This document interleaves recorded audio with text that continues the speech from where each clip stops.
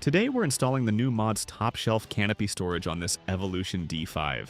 Your kit should include the following items. If anything appears to be missing, double check the box first, since smaller items can get tucked away during shipping.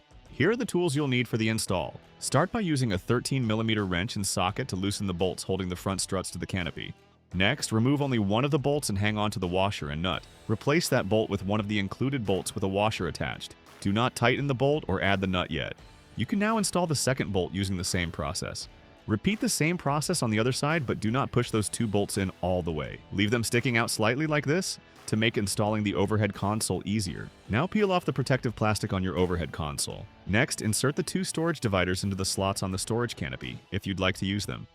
You can also leave them out if you need more open space. They are completely optional.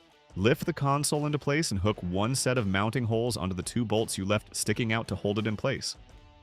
Then lift the other side and push the remaining two bolts through the second set of mounting holes. Slide the remaining washers onto the bolt ends, then hand tighten the nuts into place. Once everything is hand tightened, use your 13mm socket and wrench to tighten every bolt down.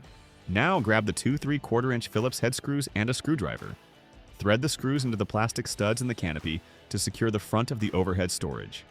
Quick heads up in case you were wondering what this hole is for.